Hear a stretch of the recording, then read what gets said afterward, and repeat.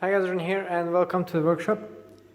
Today was quite a stormy and rainy day, so I decided that now that it's September, it's time to get a bit of a brush up on my cyclocross skills, and I've converted my Trek Boone back to its cyclocross racing setup. So out went the 4.5 ARs, and I've put the CXs in for the first time. So these are the MVCX tubulars. I've also removed the bottle cages and installed the quick release bottle cage mounts here, although I don't think they will be very necessary this year. Finally, I also have my own cyclocross course for training.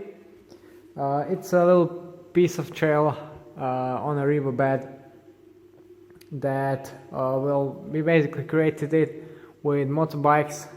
Now we cleaned it up, rode it a bit, and it's a perfect training spot for cyclocross.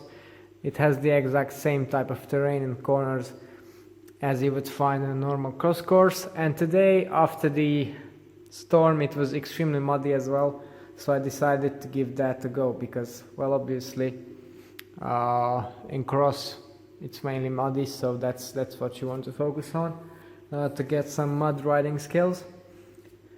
And now I also have the first impressions of the CX wheel set, and of course the tires that I mounted to them. So you can immediately notice when starting up the super light feel and the acceleration that, well, basically what the 1200 gram wheel set gives you. There's no denying they're much more brisk when accelerating compared to my previous zips, which were much heavier. So that's a good thing. Of course, weight doesn't really matter most of the time, but in a cross course you've got loads of accelerations, you have to carry the bike sometimes, so having a light bike definitely is or will give you a certain benefit. And with these super light wheels, it's definitely very easy to feel. And of course the bike is also it stops very well, it accelerates very well, and it corners very well because of that, I think. Although after riding the mountain bike for a bit yesterday, it's definitely a whole different feel off-road, but in the correct situation it's very good. So anyway, the whole bike weighs 7.15 kilograms as it is, so I think that's pretty brilliant for a full-on cross race bike with disc brakes. Arguably it could have been lighter. Last year I had the Crank Brothers Egg Beater pedals, the Egg Beater 11s. Those are good 120 grams lighter than these Shimano ones, but I just basically couldn't get clipped in after this mount, so I ditched those, even though they were very good when you were just riding. But in cross it's a thing that you have to dismount sometimes, and I lost a huge amount of time trying to clip into those very tiny platforms. So that's one spot where I could save a good chunk of weight.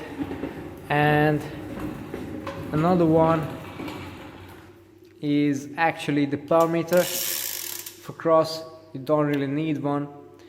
The reason I have it here is I use this bike, of course, for other duties as well, where I have used it in the summer. For cross racing, it's good to get some data, but not really anything meaningful anyway, so a good 100 grams could be saved by ditching the power crank and putting on SRAM Exogram crank or something like that, something very light. So yeah, this whole bike could be over, or should I say under 7 kilos. Talking a bit more about the wheel set and the tires more specifically. So if you watch pro cyclocross races, every single one of them, one of the riders uses tubular tires, and I was quite reluctant to do that off-road. Last year I ran the whole season on tubeless, and then I sold those wheels, the Zips, and well, for some reason I decided that it might be time to try these tubulars out. And I have to be honest here, it was too long time ago to directly compare the feel of tubeless and tubulars. With a good tubeless setup you can run pretty much the same very low pressures as with the tubular tire, so I don't think there are any performance advantages there. Of course you do get the extremely low weight with these rims and wheels. And in terms of grip, now these challenge tires grip phenomenally well, and they felt extremely good in today's muddy conditions, but I can't really tell if that's up to the fact that they are tubular or simply because, well, they have a very good tread pattern, very good compound and very supple casing. So yeah, anyway, they were good, surprisingly good actually. So yeah, I'm happy, definitely happy with those. Another change compared to last year is now I have one Thread Red 22 cassette that I don't really use on any of my road wheels. For some reason it skips in my road bike and time trial bike. It doesn't skip in this bike. I can't really put my finger on why that is, but it works perfect here. A thing that I want to do, however, is to remove the elastomer damping rings, because as you can see, tiny bits of leaves and grass just get pulled underneath that, and they're quite hard to remove. Whereas if they weren't there, then the grime would just fall off, like for example in an open cassette like the Eagle cassette I have on my mountain bike, or the Leonardo cassette on the road wheels. Apart from that, I think the bike is ready to race. Now that I have a dedicated spot to train cyclocross, I think I'll be much more competitive than last year. Perhaps I will also get some grip boost from the tubulars. We'll see about that. So yeah, I think it's a pretty dull setup now.